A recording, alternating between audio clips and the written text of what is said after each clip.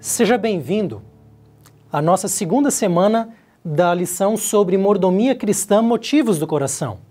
Na lição anterior, nós trabalhamos um pouco sobre a ideia da sedução do materialismo. Na lição dessa semana, nós vamos aprofundar um pouquinho mais acerca dessa sedução, acerca daquilo que é intitulado como vejo, quero, pego. Existe um elemento emocional do materialismo que diz respeito à insatisfação, descontentamento, cobiça e uma fascinação das coisas materiais, e isso vai ser o foco da nossa reflexão acerca dessa lição. Para nós pensarmos essa realidade, vamos imaginar dois cenários que serão úteis para nós introduzirmos nossos pensamentos e reflexões acerca dessa sedução do materialismo. Imagine o cenário número 1. No cenário número 1, nós temos um homem aparentemente muito saudável, que tem uma dieta em dia, que pratica exercícios físicos periodicamente, sua aparência é boa, aliás, olhando para esse homem, ele parece ser mais novo do que ele realmente é. E a despeito de todas essas características positivas, a sua mulher sempre lhe pede no início de cada ano que ele faça os check-ups periódicos junto aos médicos, para que os exames apontem como as coisas estão. Mas a reação dele é sempre negativa. Ele diz, não, eu estou bem, olha só para a minha saúde, olha só para o meu bem-estar, está tudo bem, eu não preciso ir ao médico. Bem, é verdade que ele é uma pessoa aparentemente sadia, embora ele poderia ter dormido um pouco mais em algumas noites, poderia ter cuidado um pouco mais com os doces, é claro, sempre vai ter um ponto ou outro que ainda precisa de aperfeiçoamento. Mas o fato é que a sua ausência no hospital, a sua falta de consultas periódicas, acaba levando a um desastre. Em um determinado ponto da sua vida, ele começa a sentir dores, ele vai ao médico, mas é tarde demais. A doença agora, que começa silenciosa, é detectada nos estágios finais da sua operação. Portanto, a vida de alguém tão saudável acaba chegando prematuramente ao seu final. Na situação número 2, nós temos alguém que não tem uma aparência muito saudável. Alguém que sempre é acompanhado de dores. E por conta da consciência de uma ausência de saúde, ele vai ao médico sempre. E uma doença é detectada. Só que ela foi detectada nos seus estágios iniciais. Ele teve tempo de ser tratado e a doença foi vencida por meio desse tratamento. É curioso, não é? Quando nós comparamos essas duas situações, o ponto central dessas comparações e desses exemplos é de que existem doenças que operam de maneira silenciosa, mas nem por isso elas deixam de ser mortais, nem por isso deixam de ser fatais. Quando nós olhamos para o problema do materialismo, quando nós olhamos para a sedução do materialismo, o grande elemento que deve ser observado é que o materialismo é uma doença silenciosa, que vai operando e levando a uma fatalidade. Nós normalmente estamos mais atentos a doenças espirituais, pecados, que são mais visíveis. Nós olhamos para o adultério com repulsa, nós olhamos para um assassinato com bastante negatividade. Nós também observamos a pedofilia com um senso de muita revolta. Mas o que dizer dos pecados mais silenciosos? O que dizer da ganância? O que dizer da cobiça? Esses normalmente eles passam sem serem detectados, mas eles são doenças silenciosas que também são fatais e levam à morte, assim como as outras doenças espirituais que nós mencionamos. Portanto, nós precisamos estar atentos, nós precisamos checar periodicamente como vai esse problema silencioso do materialismo. Dê uma olhada no primeiro texto que nós vamos citar para a nossa reflexão nessa lição. Ele vem de Conselhos sobre Mordomia, Ellen White, e nesse texto nós somos ensinados acerca de algumas tentativas do inimigo com respeito ao dinheiro e à cobiça. E olha só a estratégia do inimigo, como ela é apresentada nesse texto. Ele conversa ali com os seus comandados, ele diz assim: façam com que as pessoas, os seres humanos do planeta Terra, eles se preocupem mais com o dinheiro do que com a edificação do reino de Cristo e a disseminação das verdades que odiamos. E não precisamos temer-lhes a influência, pois sabemos que toda pessoa egoísta e cobiçosa cairá em nosso poder. Veja só a sutileza da doença espiritual, da estratégia do inimigo em fazer com que os filhos de Deus se preocupem mais com o dinheiro, para que eles sejam mais egoístas, que cobicem coisas. Eles estarão, portanto, sob o poder do inimigo e eles não terão a influência que Deus espera que nós tenhamos. Veja os efeitos fatais e nocivos do problema do materialismo. O fato é que a lição dessa semana, ela se organiza com um título que sugere 3 passos. Vejo, quero e pego. Esses são passos da cobiça, que são derivados da experiência de Eva, logo nas primeiras páginas da Bíblia. Em Gênesis capítulo 3, verso 6, você conhece bem esse texto, nós lemos que vendo a mulher, vejo, que a árvore era boa para se comer, agradável aos olhos e árvore desejável. Agora nós temos uma transição do ver para o querer, para o desejar. Desejável para dar entendimento, tomou-lhe do fruto e comeu. Então você percebe aqui os 3 passos: ver, querer ou desejar e então tomar, pegar. Vamos elaborar um pouco esses 3 passos. O primeiro passo é o passo do ver. Vendo a mulher que a árvore era boa para se comer e agradável aos olhos. Dificilmente nós somos tentados por algo que não é bonito, por algo que não agrada os nossos olhos. Existe algo que nos atrai. A cobiça, ela nasce nos nossos olhos, nasce na nossa capacidade de ver. E ela vai para o segundo passo, uma vez que nós vemos, nós começamos a refletir, a pensar sobre o elemento que nós estamos vendo. Aquilo que é agradável aos olhos passa a ser desejável para algo. Nós queremos esse algo, porque ele pode nos dar algo. E aqui começa a reflexão, o pensamento acerca daquilo que é visto. Dê uma olhada nesse texto que é fundamental para a lição dessa semana. Está em Mateus capítulo 13, verso 22, no contexto maior da parábola do semeador.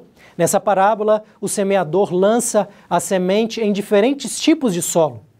E neste solo aqui, nós temos a presença dos espinhos. A semente semeada entre os espinhos, sendo aplicada à situação de alguém que ouve a palavra de Deus. A palavra é semeada no seu coração. Mas nós temos a presença dos espinhos, os cuidados do mundo. E note agora, a fascinação das riquezas sufocam a palavra e fica infrutífera. Note que interessante a palavra fascinação. O problema não está na riqueza em si, mas na fascinação. Quando nós olhamos para a riqueza e nós começamos a desenvolver uma imaginação na nossa mente, uma fascinação que vai desenvolver os nossos desejos, o nosso querer, e aí mora o problema da cobiça. O termo original para essa fascinação é um termo que enfatiza o engano. E esse é o termo utilizado na Nova Versão Internacional. Mas esse engano, ele é muito bem descrito nos termos da fascinação. Por meio de uma fascinação mental, nós somos enganados pelos nossos próprios pensamentos. A Almeida Revista e Corrigida traduz como sedução. Esse engano sedutor, esse engano da imaginação, essa fascinação, ela se passa na nossa mente com base nas imagens que foram projetadas por meio dos nossos olhos. Então existe esse querer, esse desejar, que vai levar finalmente ao terceiro passo.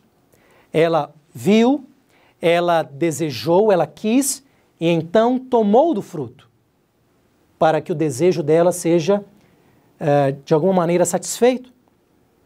E na continuação do texto de Mateus 13, 22, quando existe essa fascinação das riquezas, o efeito de tomar do fruto, o efeito negativo de tudo isso é o sufocamento. É uma fascinação, é uma ilusão tão grande que ela sufoca qualquer papel que a palavra de Deus teria na nossa mente. Quando nós vamos para o último passo, existe um estrangulamento da palavra de Deus, um sufocamento da sua palavra. É mais fácil romper o problema da cobiça no primeiro passo, no passo do ver, do que quando ele chega até o último estágio. Algumas pessoas vão pensar assim, não, mas já que ver já é pecado, então vamos dar continuidade. Vamos ir até o final. Não é verdade? Você se lembra quando tem Copa do Mundo e de repente tem um jogo do Brasil no sábado e você está ali concentrado, tentando pensar nas coisas de Deus e a cabeça está pensando no jogo, aí você pensa assim, bom, já que eu estou refletindo sobre o jogo, vamos ligar logo a televisão. É verdade, o pensar ele é problemático, mas nós não podemos perder de vista a progressão. É verdade que o pecado do adultério, ele nasce nos olhos, Jesus já disse isso. Quem olha com os olhos da malícia, o pecado já está, de alguma maneira, nascendo ali, mas ele pode se desenvolver ainda mais nos desejos, no tomar e no adultério que vai se concretizar em uma cama de verdade. Então, embora seja verdadeira a reflexão de que em todos os três passos o pecado está presente, nós não podemos nos esquecer de que existe uma progressão, existe uma bola de neve, existem consequências que vão se tornando cada vez piores. E embora os estágios anteriores da fantasia da nossa mente sejam pecaminosos, é melhor cortar o pecado enquanto ele está ali. Enquanto nós não fomos ainda para o último estágio, que é um estágio ainda mais problemático a nível de suas consequências. Então é muito importante ter essa noção de progressão na nossa mente. A solução, ela é apontada nos termos de domínio próprio. Dominar aquilo que eu vejo, dominar aquilo que eu quero e dominar aquilo que eu vou pegar. E é claro que esse domínio, esse controle, ele precisa estar presente em cada um desses passos. Eu gostava muito de ouvir o slogan da Pirelli nos anos 90. A Pirelli, obviamente, é uma fabricante de pneus e ela dizia assim, potência não é nada sem controle. Você pode ter o carro mais possante do mundo, mas se ele não tiver pneus que garantam o controle desse carro na pista, a potência desse carro vai ser destrutiva, vai ser nociva. Potência não é nada sem controle. E aqui nós podemos pensar sobre os vícios. Pessoas que são talentosas, mas por causa do descontrole da sua vida, esse talento acaba não frutificando muito. Essa potência, ela é desgovernada por conta da ausência de controle. Então, tudo aquilo que nós temos de bom na vida precisa ser protegido pelo domínio próprio. precisa ser protegido pelo controle. E a ideia de domínio próprio, ela aparece como um fruto, como parte do fruto do Espírito em Gálatas 5, 22 e 23. Esse elemento ele é muito importante porque não somos nós que produzimos o autocontrole, não somos nós que produzimos o domínio próprio. Antes, ele é um aspecto do fruto que é produzido pelo Espírito. Nós precisamos dar condições para que o Espírito possa dar controle à nossa vida, para que os dons que Ele nos dá, a potência espiritual que Ele quer transmitir para nós, o poder espiritual, ele possa ser realmente um poder que frutifique por meio de um controle adequado desse poder. Outro momento na Bíblia onde o autocontrole ou domínio próprio é mencionado está em 2 Pedro, capítulo 1, verso 6. E aqui em Pedro nós temos uma cadeia de virtudes a serem desenvolvidas. Eu vou apenas mencionar algumas delas. Pedro diz assim: reunindo toda a vossa diligência, associai com a vossa fé a virtude, com a virtude o conhecimento, e com o conhecimento o domínio próprio. O autocontrole é uma virtude essencial para o cristão. E aqui vem um elemento importante a ser destacado.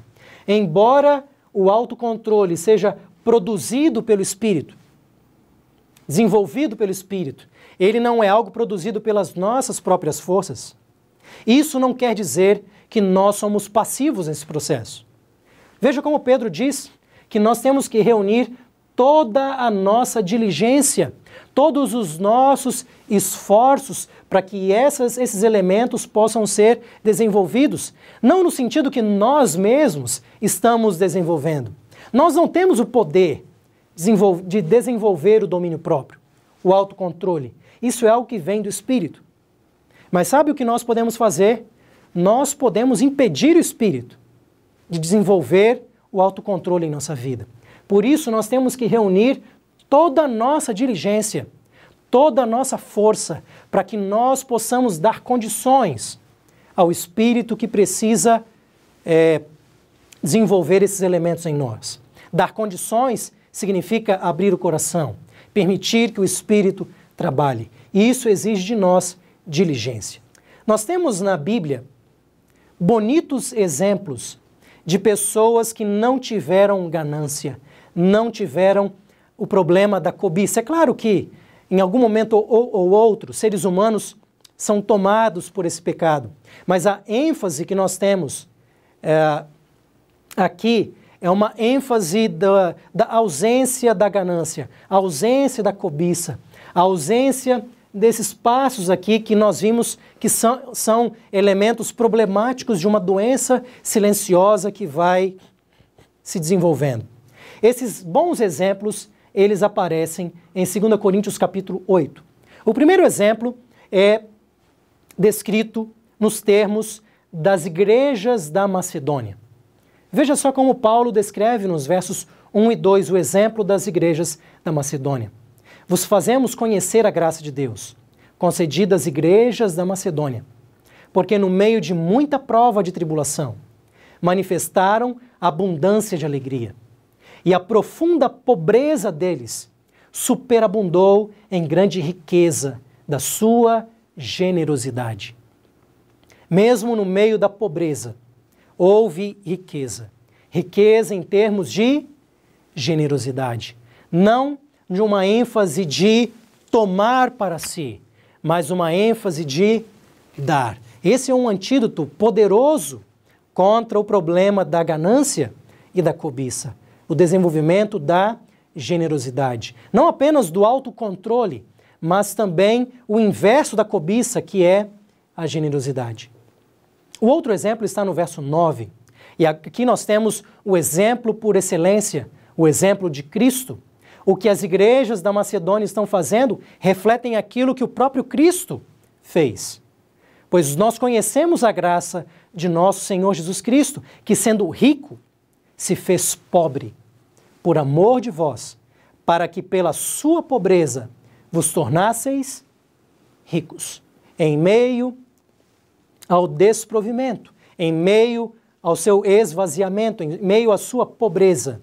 Ele, em sua generosidade, Ele nos faz ricos em sua graça. De alguma forma, na sua devida proporção, as igrejas da Macedônia estavam praticando aquilo que Cristo fez de maneira excelente e maior.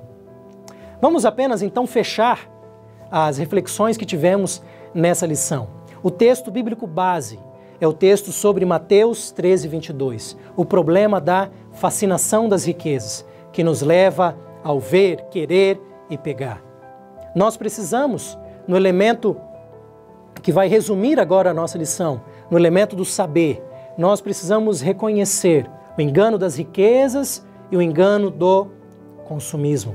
No elemento do sentir, nós precisamos experimentar domínio próprio, o controle de Deus em nossa vida, o controle do Espírito no meio dos nossos desejos. E, finalmente, no fazer, nós precisamos desenvolver um estilo de vida centrado no contentamento, na felicidade com aquilo que nós já temos. E não apenas no contentamento em relação a nós, mas na generosidade em relação às outras pessoas. Nós podemos ser generosos quando somos ricos e quando somos pobres. Nós podemos ser generosos para com as pessoas. E esse é um forte antídoto contra o problema da cobiça. Que Deus nos ajude a termos esse reconhecimento, essa experiência e esse desenvolvimento de um estilo de vida que não é caracterizado simplesmente pelo ver, querer e pegar, mas que, sobretudo, é caracterizado pelo espírito de autocontrole e generosidade.